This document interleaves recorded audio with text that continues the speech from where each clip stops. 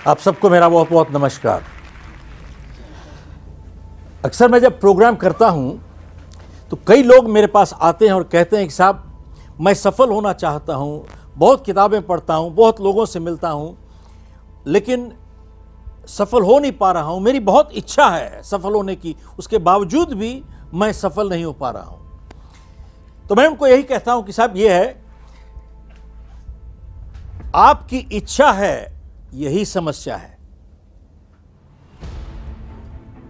सब आपका इरादा नहीं है, क्योंकि जिंदगी में इरादा और इच्छा में बहुत फर्क होता है। इच्छा का सौदा हो सकता है जिंदगी में, और इरादे का सौदा नहीं होता। और दूसरी बात, जिंदगी में जब भी दबाव पड़ता है, इच्छा हमेशा कमजोर पड़ जाती है, इरादा और मजबूत हो जाता है। तकरीबन 45 साल पुरानी बात शेयर कर रहा हूं। हम लोग की कोल माइंस थी इंडिया में, तकरीबन 1000 लोग काम करते थे। नेशनलाइज हो गई तो उसके बाद हम सड़क पे चले आए। मेरे फादर की डेथ हो गई थी जब मैं कॉलेज में था। तो मैंने डिसाइड किया कि मैं इंडिया छोड़ के जाऊंगा 1975 में, और टोरंटो गया, क्योंकि ज़्यादा पढ़ा लिखा नहीं था। तो घर घर जाके बाल्टी के साथ गाड़ियाँ साफ करता था वहाँ पे। And gradually I moved on from there. शाम को वैक्यूम क्लीनर बेचता था, दिन में गाड़ी साफ करता था, और gradually got into selling life insurance. तभी मैंने एक इश्तिहार देखा कि डॉक्टर नॉर्मन विंसेंट पील शहर में आ रहे हैं, जिन्होंने किताब लिखी पावर ऑफ पॉजिटिव थिंकिंग। तो मैं भी चला गया साहब, मैंने कहा सीखने का मौका मिलेगा। तकरीबन 1000 लोग थे वहाँ पे, मैं भी बैठा था। तो डॉक्टर पील जब मंच पे आए, साहब उनकी उम्र शायद उस टाइम 85 साल से ऊपर होगी, और कद 5 फुट 1 इंच, जूते के साथ शायद 2 इंच हो गया होगा।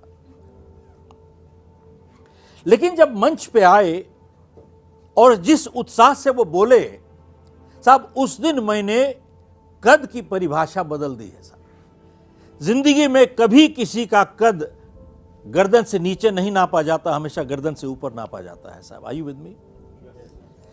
तो जब आए, वो जिस आत्मविश्वास से वो उन्होंने नजर दौड़ाई सब पे, लेकिन उस आत्मविश्वास के अंदर नम्रता थी। क्योंकि जिस आत्मविश्वास के अंदर नम्रता नहीं होती, उसे अहंकार कहा जाता है। Yes no? तो साहब उन्होंने आते ही सबको देखा, एकदम आराम से बैठे थे। तो उन्होंने कहा कि साहब इतने आप कूल काम बैठे हो, आप लोगों को लगता है कोई समस्या नहीं है, तो आप बताइए किसी को कोई समस्या है यहाँ पे? तो सबने हाथ खड़ा कर दिया, साहब किसको समस्या नहीं है? तब डॉक्टर पील बोले कि आप में से कितने लोग समस्या से छुटकारा पाना चाहते हैं? तो हर एक ने हाथ खड़ा कर दिया, साहब समस्या छुटकारा चाह पाते हैं।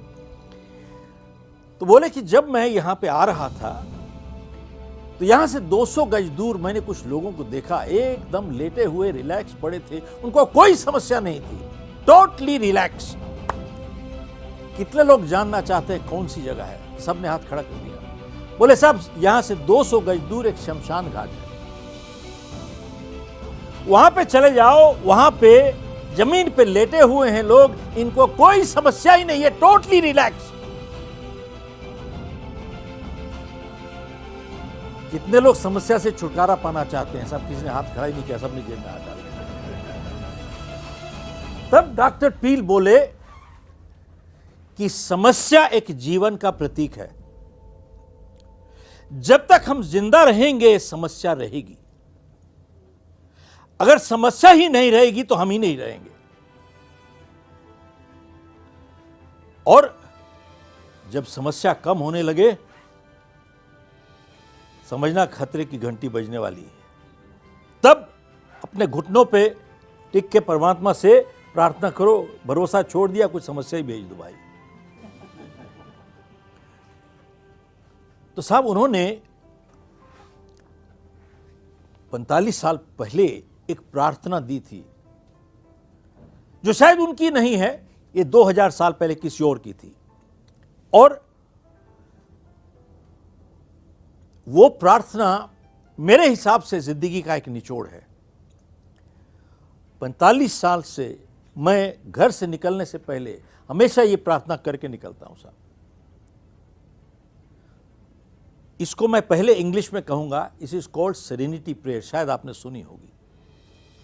फिर I will share it in the Hindi version. English में कहते हैं इसको सेरेनिटी प्रेयर।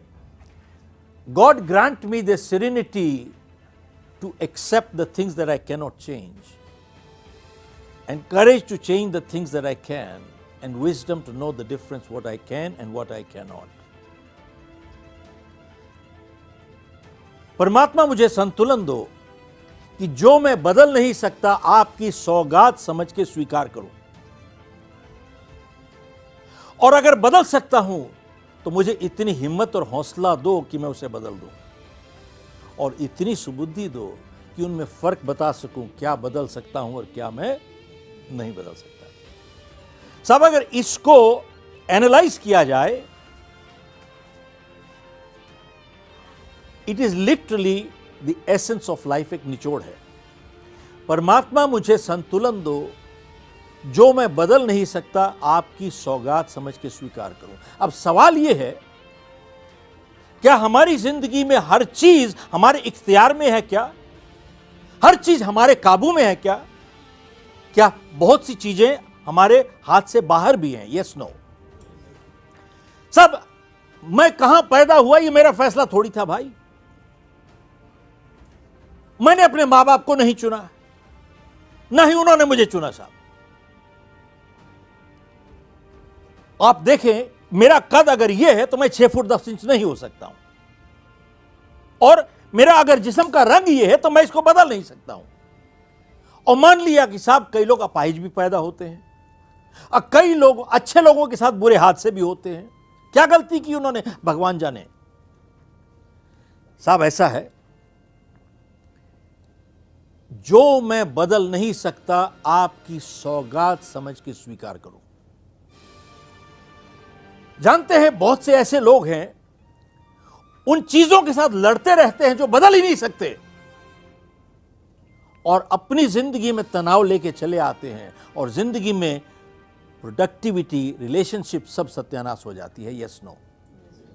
अब भैया, जो मैं बदल नहीं सकता स्वीकार करो भाई, आपकी सौगात समझ के। और अगर बदल सकता हूं तो मुझे इतनी हिम्मत और हौसला दो कि मैं उसे बदल दूं, और इतनी सुबुद्धि दो कि उनमें फर्क बता सकूं, क्या बदल सकता हूं और क्या मैं नहीं बदल सकता। साहब, वाकई में इस छोटी सी प्रार्थना के अंदर इतना सा सार पड़ा हुआ है जीने का। और मैंने तब से तय किया है कि घर से निकलता हूं, निकलने से पहले ये प्रार्थना करके निकलता हूं। अब जब मैं अपनी किताब लिख रहा था, यू कैन विन, और उसके बाद यू कैन अचीव मोर, तो यही सोच मैं 2 कदम आगे लेके गया। मैंने अपनी किताब में लिखा है कि जिंदगी एक फैसला भी है और जिंदगी एक समझौता भी है। लगता है आपस में टकरा रहे हैं, नहीं, टकराव नहीं है साहब। जिंदगी एक फैसला भी है और जिंदगी एक समझौता भी है। कैसे साहब? मैं अगर आपके साथ बदतमीजी के साथ पेश आता हूं, मैंने फैसला किया कि आप मेरे साथ बदतमीजी के साथ पेश आइए साहब। मैं अगर एक सिगरेट जलाता हूं, मैंने फैसला किया कैंसर को बुलाने के लिए। Yes no. मैं अगर शराब पी के गाड़ी चलाता हूं, मैंने फैसला किया एक्सीडेंट को बुलाने के लिए। Yes no. साहब, मैं अगर सच बोलता हूं, ईमानदारी करता हूं, मैंने फैसला किया कि जिंदगी में एक विश्वसनीय इंसान बनूंगा, मेरी क्रेडिबिलिटी बढ़ जाएगी साहब। मैं एक्सरसाइज करता हूं, मैंने फैसला किया एक अच्छी सेहत बनाने के लिए। Yes no. हेलो।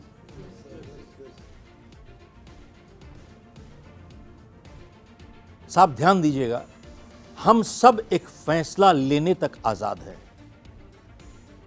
लेकिन जब हम फैसला ले चुकते हैं, उसके बाद फैसला हम पे काबू पा लेता है, हमारी आजादी खत्म हो जाती है साहब। हेलो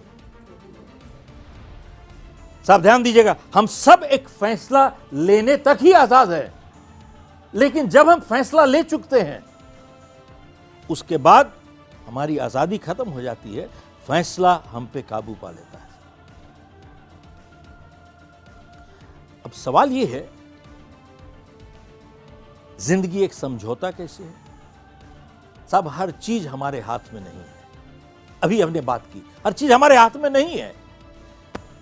जिंदगी में किसी ने कहा है बहुत अच्छी बात, ताश के पत्ते कैसे मिलते हैं इसका फैसला हम नहीं कर सकते, खेल कैसे खेलते हैं इसका फैसला हम कर सकते हैं साहब जरूर।